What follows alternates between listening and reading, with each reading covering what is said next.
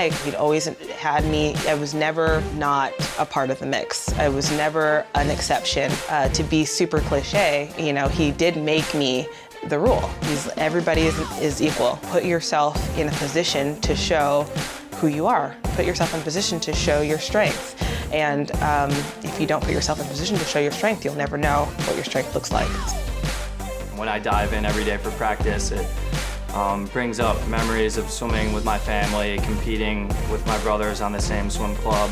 I have cousins all around the world, and they've been the best support staff I could ask for. At my first Olympic Games, there were 40 of them in the stands, cheering me on, chanting USA. People still chirp me about, hey, I remember that time I beat you in the backyard pool at age 6.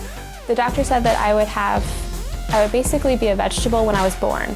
My parents understood the diagnosis and understood what they were saying, but they didn't want to limit me in any way. I just had to switch my brain, like trust what my mom said, like my body isn't the same as these athletes. So I had to stop comparing myself to them and focus on what I enjoyed, which I think is crucial to find out like what you enjoy and pursue it, because that's going to lead you in the direction that you need to be.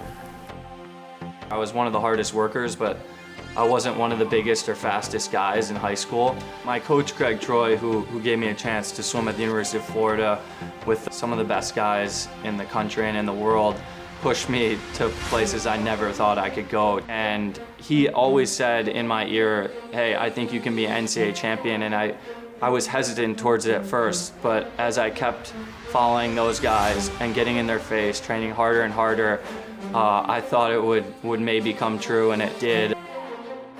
I was introduced to track and field by my high school teacher, Brian Whitmer.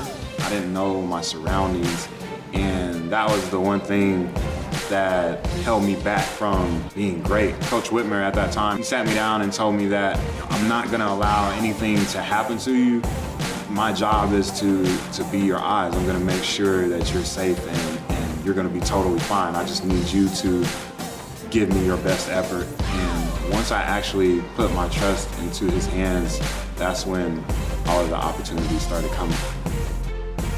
I have like my swim team, who is like my family.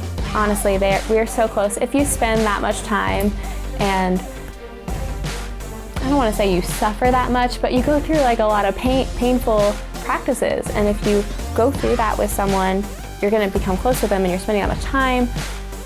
There are days when you wake up and you don't want to swim, bike, run. You just want to lay in bed. You're so sore you can't walk to the bathroom. Like, you know, what really motivates me is I have a great support crew, and I mean, I have an endless amount of people that help me. My husband quit his job to look after me. He was a professional athlete at the time, a professional cyclist, and he just one day said, Gwen, I'm quitting cycling and I'm just gonna look after you full time. I think family life has completely changed with our daughter, but I think that we've recognized family equals team. And now that I have a beautiful little baby girl, now like she's my greatest motivator in being the very best version of myself.